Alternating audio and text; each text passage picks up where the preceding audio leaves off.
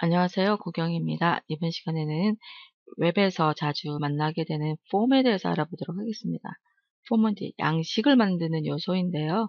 회원가입 양식이라든지 쇼핑몰에서 주문서라든지 검색창 이러한 양식을 만드는 여러 가지 요소에 대해서 살펴보도록 하겠습니다. 자, 이번 시간에 살펴볼 것은 웹폼인데요. 폼은 우리가 웹사이트에서 아주 여러 곳에서 만날 수 있습니다. 가장 흔히 볼 수 있는 게 지금 보면 이제 이 로그인 창, 포털 사이트의 로그인 창이라든지 검색창을 예를 들 수가 있고요. 그다음에 게시판에 있는 게시글을 쓰는 입력 부분, 그러니까 사용자가 어떠한 내용을 입력하는 부분은 모두 폼이라고 할 수 있습니다. 이 검색창 역시 우리가 검색어를 입력하는 곳이고 아이디나 비밀번호를 입력하는 곳이죠. 그리고 이렇게 아이디 저장이 사용자가 체크를 하잖아요. 이 부분도 역시 폼입니다. 그리고 로그인 부분을 클릭을 하는데 이 클릭하는 부분도 역시 사용자가 클릭하는 이 부분도 폼이라고 볼 수가 있습니다. 자, 이런 폼을 만드는 방법 그리고 폼을 만들면서 주의해야 될 부분들에 대해서 알아보도록 하겠습니다. 지금 보고 계시는 페이지가 제가 만들어 본 예제 페이지인데요. 그 아이디와 비밀번호를 입력을 해서 로그인 버튼을 클릭을 해가지고 로그인 할 수 있게 만드는 로그인 항목 부분 하고요. 그 다음에 회원 가입할 때 가입할 수 있게끔 아이디, 비밀번호, 그다음에 이름을 입력하고 메일 주소 입력하고 전화번호 입력하고 가입하기나 아니면 내가 여태까지 입력했던 내용을 다시 쓰기를 클릭해서 입력했던 내용을 싹 지워버리는 그런 리셋 버튼, 이런 버튼을 삽입하는 방법, 이것들에 대해서 알아보도록 하겠습니다. 그리고 이 빨간색 별 표시가 된 부분은 필수 필드죠. 이 필수 필드 지정하고 이러는 것은 다음 시간에 속성을 통해서 알아보도록 할 거고요. 자, 웹 문서에 폼을 삽입을 할 때 가장 먼저 사용해야 될 태그는 폼이라는 태그입니다. 그러니까 이 폼하고 닫는 폼 사이에 내가 어떠한 폼 양식을 입력을 하겠다라고 이제 알려주는 거죠.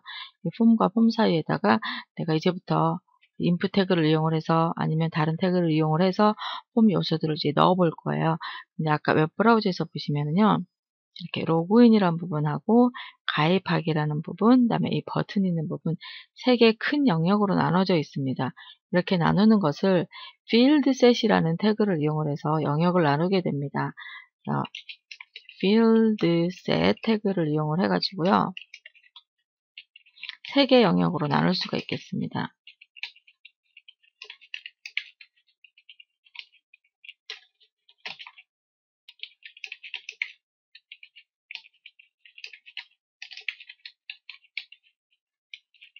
자, 세 개 이렇게 필드셋이라는 영역으로 나눠져 있고 그 안에 제목을 붙이는 게 legend라는 태그를 이용을 해서 그 필드셋에 제목을 붙일 수가 있어요. 그러니까 맨 처음에 있던 부분에 로그인이라는 제목을 붙였고요. 그 다음에 두 번째는 내가 가입하기라는 제목을 한번 붙여보도록 하겠습니다. 세 번째는 제목이 없어요. 자, 여기까지 해서 저장을 하고 제가 만든 거를 한번 살펴보도록 하겠습니다.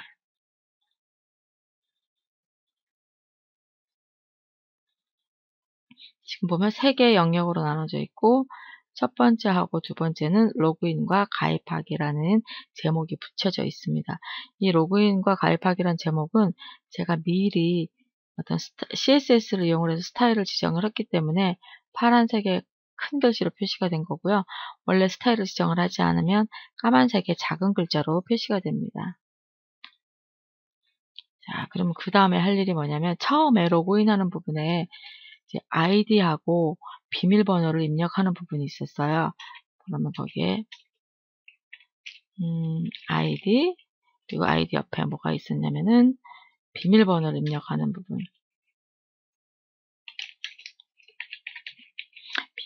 아이디는 이제 텍스트예요. 텍스트를 입력하는 부분은 input type equal text라는 필드를 이용을 합니다. 그러니까 한 줄짜리 텍스트를 입력하는 input type은 텍스트예요. 텍스트라고 입력을 하고요. 여기는 사이즈를 10칸만 화면에 보이도록 사이즈를 10이라고 지정을 해줍니다. 그리고 다시 비밀번호가 있었는데요. 얘는 비밀번호를 입력하는 것은 타입이 패스워드입니다. 패스워드이고 이것은 그대로 닫아주면 돼요.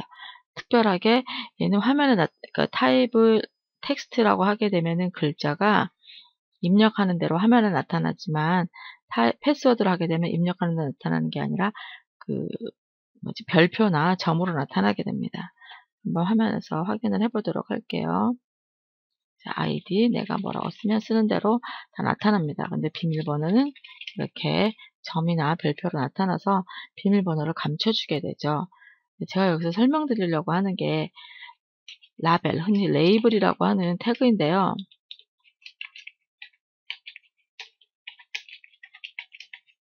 이것을 라벨이라고 하는 태그를 사용을 하게 되면요. 한번 비교를 해볼게요.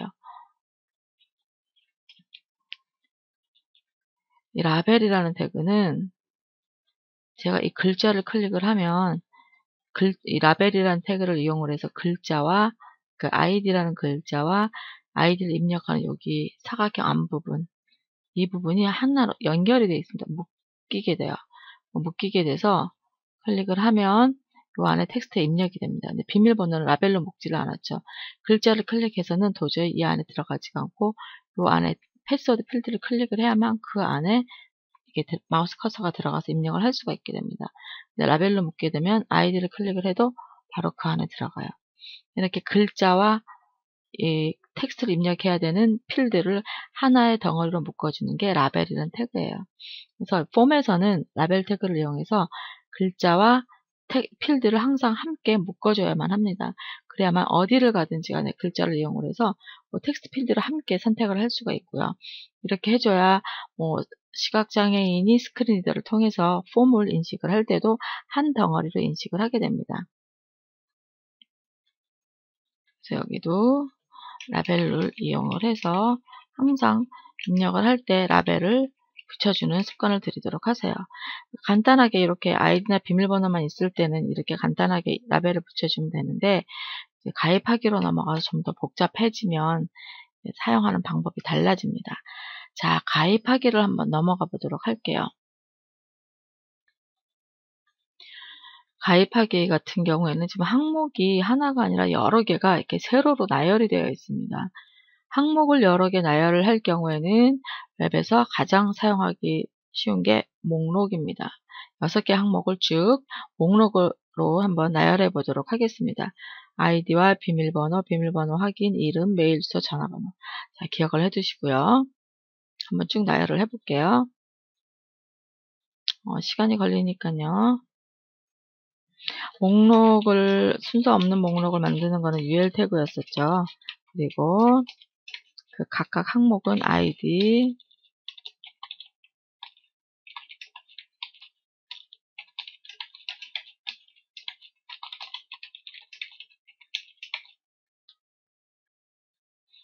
이렇게 6개 항목을 목록으로 만들었습니다. 그럼 이 각각의 항목에 대해서 내가 이제 필드를 집어넣을 거예요.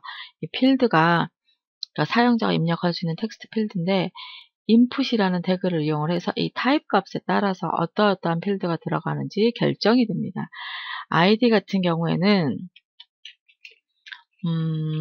아이디 같은 경우 텍스트잖아요. 한 줄짜리 텍스트를 입력을 해야 되니까 input 타입 얘는 텍스트 필드가 들어갑니다.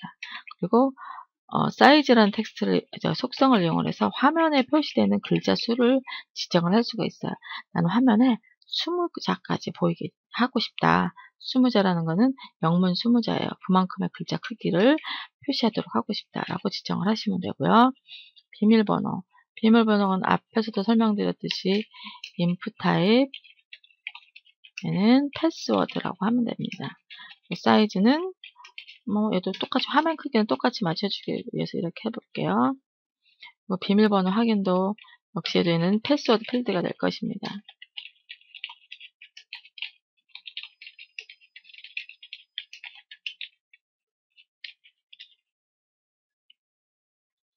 이름은요.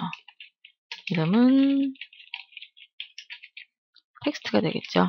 그리고 사이즈는 20. 화면을 똑같이 한번 맞추는 거예요. 그리고 메일 주소 같은 경우가 메일 주소는 인풋에서 사용할 수 있는 HTML5에 오면서 메일 주소를 체크할 수 있는 이메일이라는 속성이 생겼습니다. 그리고 전화번호도 체크할 수 있는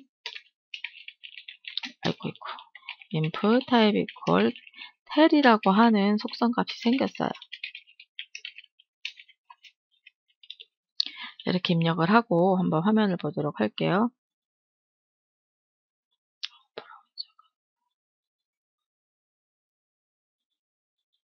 자, 그러면 이렇게 보시면 지금 내가 아이디 옆에 있는 필드, 텍스트 필드, 비밀번호 옆에 있는 텍스트 필드, 이 안에 이제 클릭을 해서 내용을 입력을 하시면 돼요. 근데 이걸 내가 라벨로 묶게 되면 앞에서는 이렇게 간단하게 이렇게 묶어버리면 됐지만 이것을 묶는 또 다른 방법이 있습니다. 자, 라벨 해주고 얘 for를 이용을 해서 이 input 타입하고 얘하고 이름을 같이 맞춰주는 거예요. 유저 아이디다. 그리고 여기를 라벨을 여기까지만 묶어주는 거죠. 그리고 나서 여기는 얘 아이디를 위에서 지정한 이 for 값하고 똑같이 맞춰줍니다. 그러니까 유저 아이디. 그래서 얘 input 타입 이 텍스트 필드의 아이디가 유저 아이디예요. 그리고 이 라벨은 유저 아이디를 위한 라벨이 되는 거죠. 마찬가지입니다. 여기도 뭐 비밀번호 아이디를 유저 pw1이라고 해보겠습니다. 그러면 이 비밀번호를 라벨 for user pw1 그리고 라벨을 닫습니다. 여기는 라벨 for user pw2 뭐 이렇게 되겠죠. 그리고 얘는 아이디가 user pw2 이런 식으로 지정을 해주시면 이 필드랑 사용자 입력하는 텍스트 인풋 필드랑 라벨이 연결이 됩니다. for 값하고 id 값을 맞춰주면서 이렇게 복잡하게 하는 이유는 뭐냐면요. 저장을 해서 볼게요. 여기서 뭐가 들렸길래 이렇게 하는 이유는 뭐냐면 이 라벨 부분에다가 스타일을 지정을 할 수가 있어요. 그러니까 너비 값을 정확하게 맞춰가지고 정렬을 할 수가 있습니다. 이 라벨을 지정하지 않으면 이렇게 따로따로 이렇게 다 따로 노는데 여기는 글자를 클릭해서 여기 들어가는 것뿐만 아니라 텍스트 필드에 들어가는 것뿐만 아니라 라벨의 너비 값을 정확하게 이렇게 조절을 할 수가 있습니다. 또는 여기 글자 색깔만 진하게 바꾼다든지 뭐 오른쪽으로 정렬을 한다든지 라벨에다가 일정한 스타일을 정의할 수가 있어요. 훨씬 편리하게 사용을 할 수가 있죠. 이런 이유 때문에 꼭 라벨을 붙여서 사용하도록 하십시오. 그 라벨을 붙이는 건 아주 중요한 부분이기 때문에 제가 이렇게 긴 시간을 들여서 설명을 드리고 있습니다. 이제 폼 중에는 그 input 입력하는 부분에 보면 넘버 타입 중에 넘버라는 유형이 있어요. 그리고 range라는 유형이 있습니다. 이것은 숫자를 입력하기 위한 값인데요. 예전에는 숫자를 입력할 때 텍스트 필드에 그냥 3이면 3, 4면 4 이렇게 입력을 했어요. 그렇게 숫자를 입력을 하면 우리가 볼 때는 숫자지만 브라우저가 인식할 때는 그냥 텍스트예요. 이게 숫자인지 글자인지 영어인지 얘는 몰라요. 그냥 텍스트라고 인식을 하는데 이것을 타입을 넘버라고 또는 range라고 지정을 해주게 되면 브라우저가 얘를 이제 숫자로 인식을 하게 되는 거죠. 한번 결과 화면을 한번 보도록 할게요. 넘버로 지정을 하게 되면 여기 스핀 박스가 생깁니다. 그래서 이 값을 내가 여기다가 이렇게 지정을 해도 되지만 스핀 박스를 눌러서 증가시키거나 감소시킬 수 있고요. 타입 range로 지정을 하게 되면 이렇게 슬라이드 막대로 움직여서 숫자 값을 지정할 수도 있습니다. 이 넘버나 range를 지정을 할 때는 최소값, 최대값도 지정할 수가 있고 내가 클릭할 때마다 늘어나는 값의 크기를 조절을 할 수가 있어요. 스텝이라는 속성을 이용을 해서 첫 번째 같은 경우는 1씩 커지지만 밑에 거는 5씩 커집니다. 네, 이런 값들을 조절할 수가 있습니다. 이렇게 숫자를 정확하게 내가 지금 다루는 정보가 숫자인지 텍스트인지도 정확하게 지정을 해줄 수가 있습니다.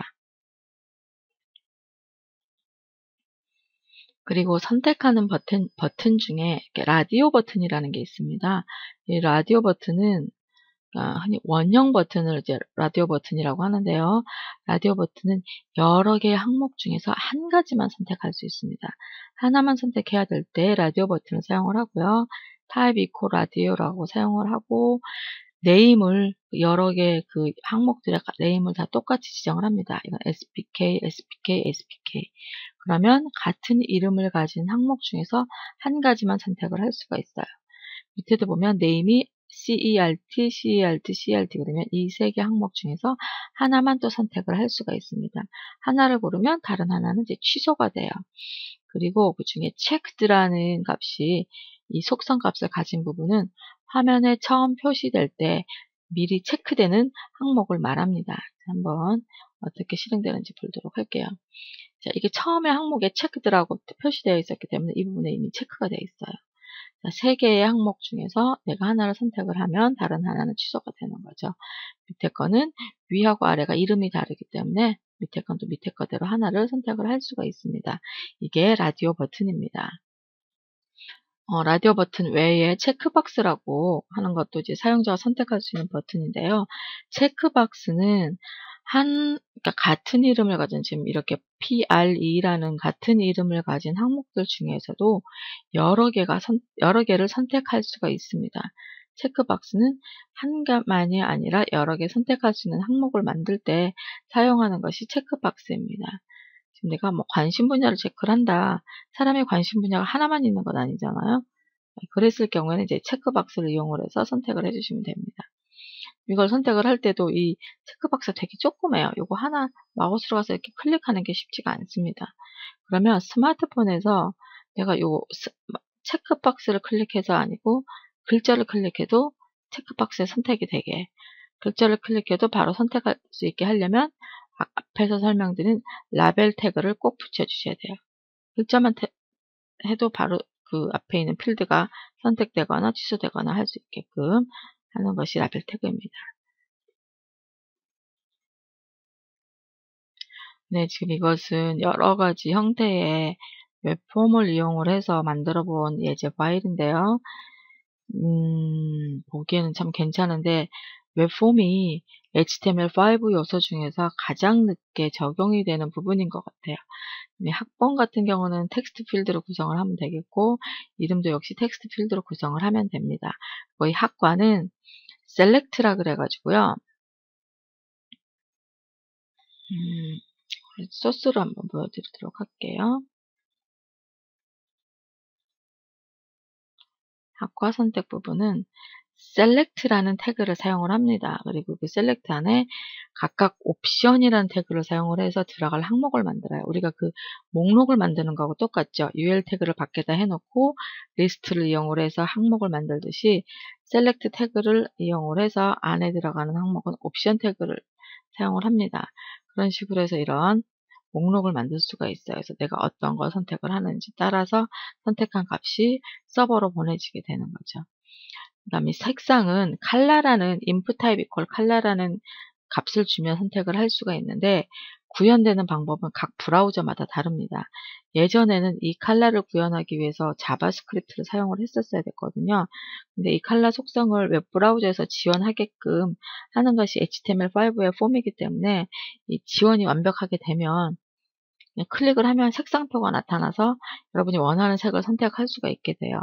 근데 문제는 아직까지 이 부분이 완벽하게 지원되지 않는다는 것입니다. 브라우저마다 됐다 안 됐다 그래요. 오페라 브라우저는 얼마 전까지 됐었는데 올해 초까지만 해도 됐었는데 얼마 전에 보니까 안 되더라고요. 크롬 브라우저는 최근에 이제 지원하기 시작을 했고 그러니까 이게 지금 완벽하게 표준이 정착이 안 돼서 칼라 속성처럼 지원 안 되는 부분들이 좀 많습니다. 근데 앞으로 이게 지원이 될 거예요. 이걸 만들려고 노력들을 하고 있으니까. 밑에 있는 이 신청 과목 이 부분은 다 라디오 버튼입니다. 각 항목 중에서 하나만 선택할 수 있는 거고요.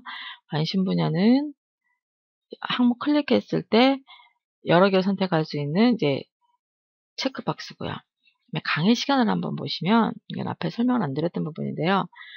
달력을 선택을 할 수가 있습니다. 이게 예전에는 자바스크립트로 했던 부분인데 이거는 이제 우리가 데이트 타임이라는 밑으로 한번 쭉 내려가 볼게요. 인풋 타입을 타임이라는 걸 지정을 해 놓으면 알아서 자기가 달력을 표시를 해 줘요. 그러니까 따로 자바스크립트를 지정을 하지 않아도 웹 브라우저에서 달력을 표시를 해서 내가 시간을 선택을 할 수 있게끔 선택하는 값을 그대로 바로 서버로 보내주게 됩니다. 이거는 주예요. 위크라고 하게 되면 내가 선택한 주를 바로 선택을 해줍니다. 내가 여기서 오늘 날짜를 선택을 하면은요. 2013년 39번째 주. 만약에 크리스마스를 한번 선택을 해볼게요. 그러면 크리스마스 선택을 하면 2013년에 52번째 주. 위크로 지정을 했기 때문에 그렇습니다.